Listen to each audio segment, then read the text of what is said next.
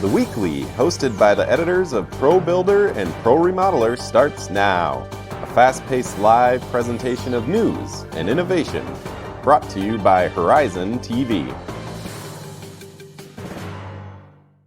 Hi, I'm Tony Mancini, and welcome to The Weekly, featuring the editors of Professional Builder and Professional Remodeler. Thank you for joining us as we continue our quest to bring you the innovation we're seeing in the marketplace.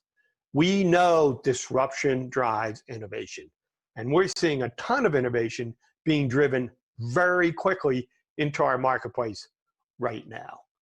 So each week we do 3 segments. All those segments are on Horizon TV. So if you've missed any of those, please go over and you can watch them on demand. So let's talk about today's show. Here's our 3 segments for today. In our first segment, we're going to look at the work from home phenomenon. It is enormous, but when things get to be that big, they start affecting design. We're going to look at exactly how that's working in our marketplace. In our middle segment today, we're going to take you into one of our demonstration projects. It's called Building Resilience. Now, it was hard enough that we were going to look at a project in Minnesota in the middle of the winter, and then COVID came. You'll get to see how that affected the whole experience. And we finish up today with a deep dive into one of our thought leader companies called Dream Style Remodeling and their keys to success. So let's get started.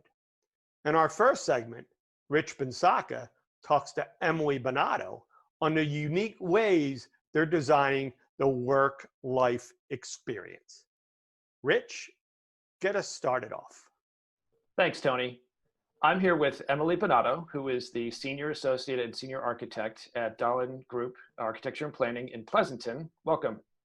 Thank you. Well, it's great to have you here. And the reason I wanted to have you on the Weekly was to talk about the live work project that you guys submitted for the house review that's in the current issue of Pro Builder. And before we get into that, maybe you can give us a little idea of Dahlin Group and what you do. Sure. Dahlin Group has been around for over 40 years. We started in land planning and custom homes, mainly for those neighborhoods that we were planning. And eventually it morphed into us doing work for production home builders. And especially in the Bay Area, as land got scarce, our projects got denser and denser. We morphed into high density multifamily. And now we do projects in the civic and commercial sectors, as well as healthcare and education. Excellent. Okay, so let's talk about this project. And specifically, we're going to talk about Plan 3, but what I want to kind of start with is maybe this whole streetscape, which I think is really cool. And maybe you can kind of tell us, how that program came to you and then how you kind of arrived at this decision or this approach. So this was an interesting project. This had a specific plan that went along with it, and where these live-work buildings ended up being planned was originally planned for mixed use. And as architects, we look at a community, and sometimes what was initially planned doesn't always make sense as the neighborhood comes together.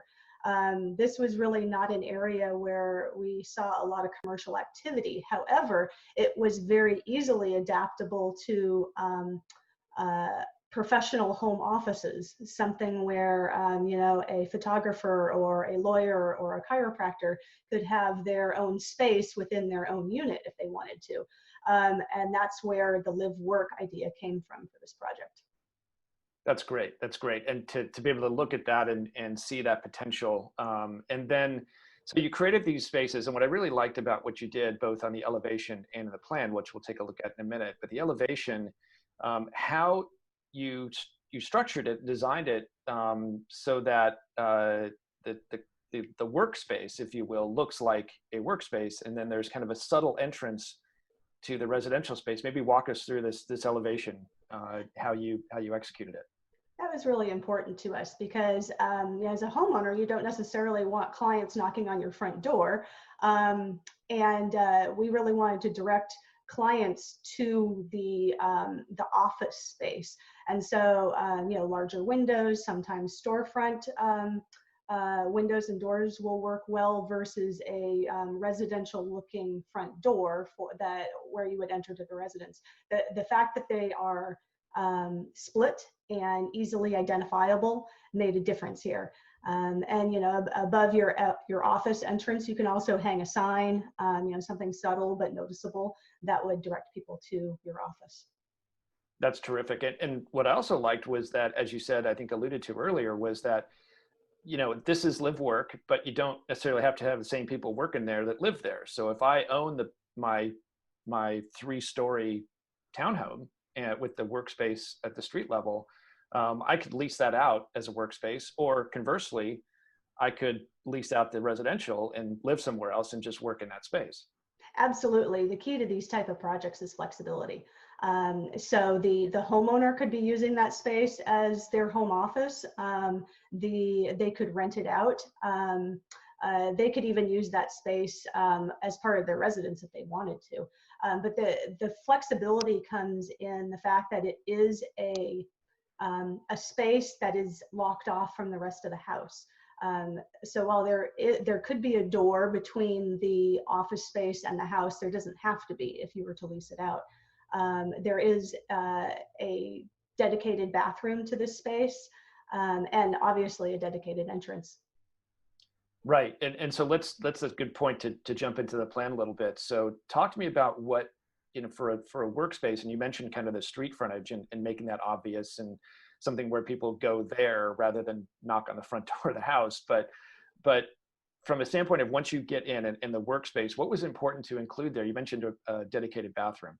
Mm-hmm. Dedicated bathroom, dedicated storage, and then we like to leave these as wide open spaces so that whoever is using the space can really lay it out the way that they need. Some may throw an interior wall in there to separate the spaces. Some may just want a wide open space.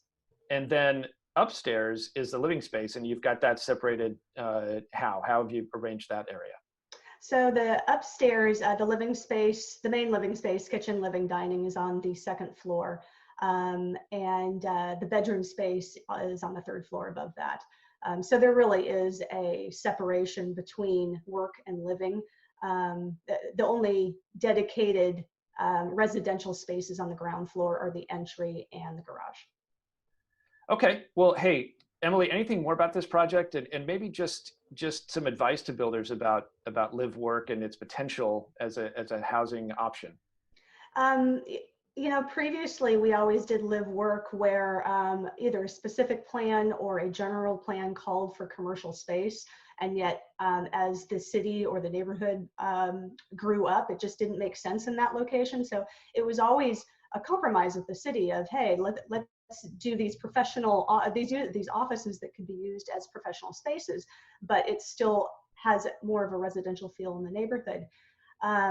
I think now that we've experienced shelter in place for so long, people are really beginning to realize that they need a dedicated space at home.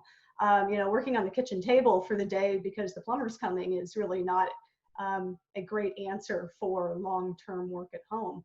Right. And as we're finding that we can telecommute really easily and we're just not needed in the office as much, I think we're going to see a lot more of this type of living arrangement in the future.